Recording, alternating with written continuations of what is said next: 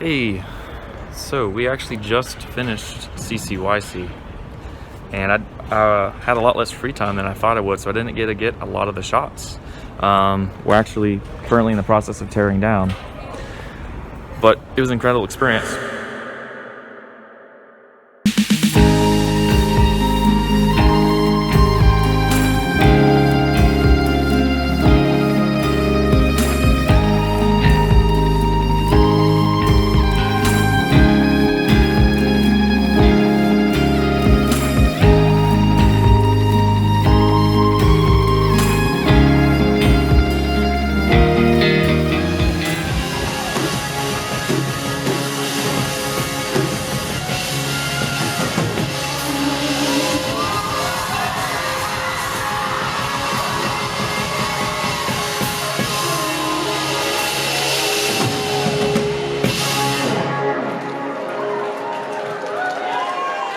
This past weekend, I had the honor and the pleasure to play guitar at the Carolina Christian Youth Conference in Winston-Salem, North Carolina. I went to this conference as a kid, and I always wanted to play guitar for it, and this year they finally let me up there. I never worked on this scale before, so of course there was a little bit of nervousness that I don't normally have.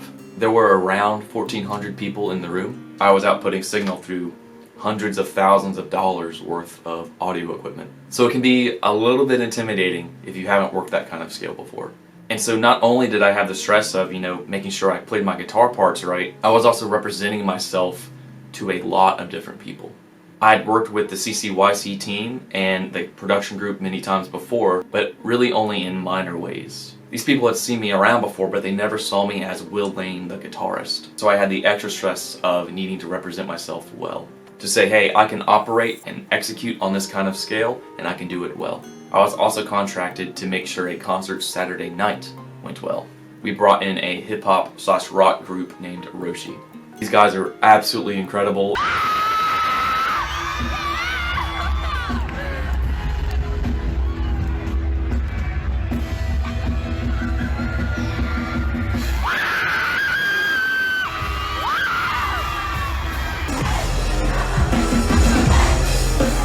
I think it's safe to say their concert went very well.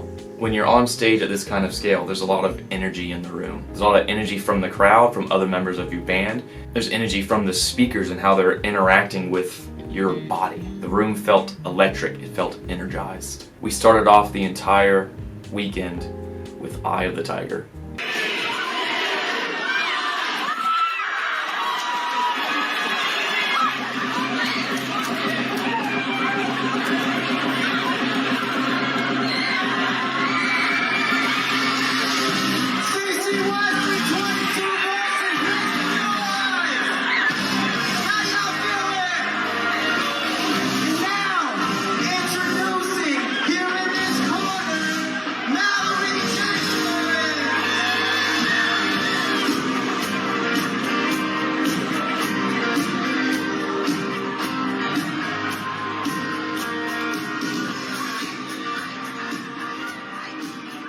Every song we played, the kids were engaged in. It seemed like the work we put in, the many hours of rehearsal, all the work we put into setup, it was worth it.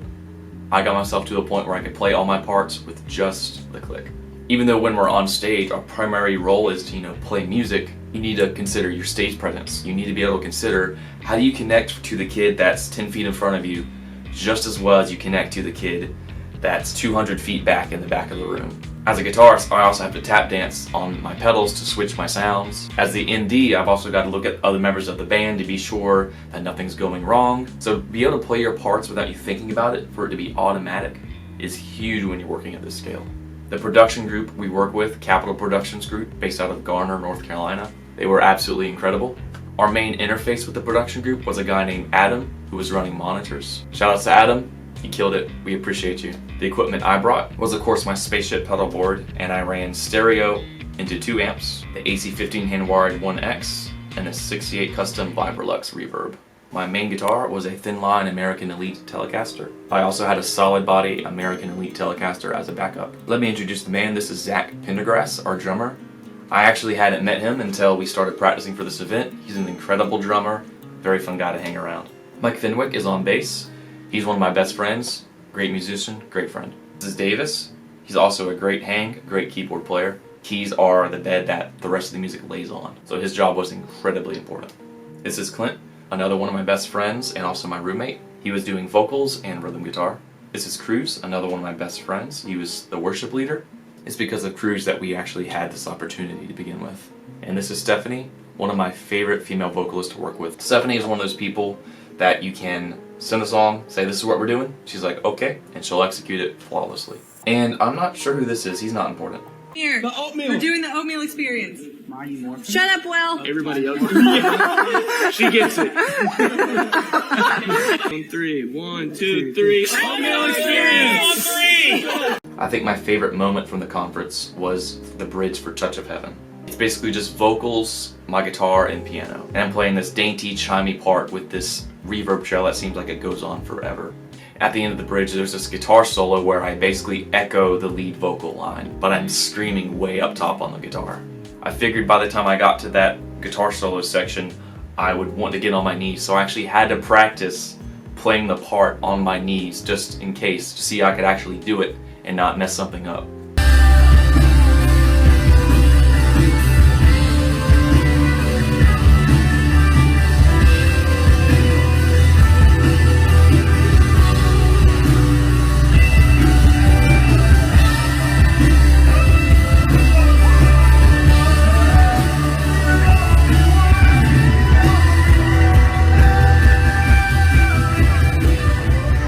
I think my favorite thing about the conference as a whole, as a kid I went to this conference many times and I've been poured into over and over and over again through many years. But this year, I finally got to pour back into the conference.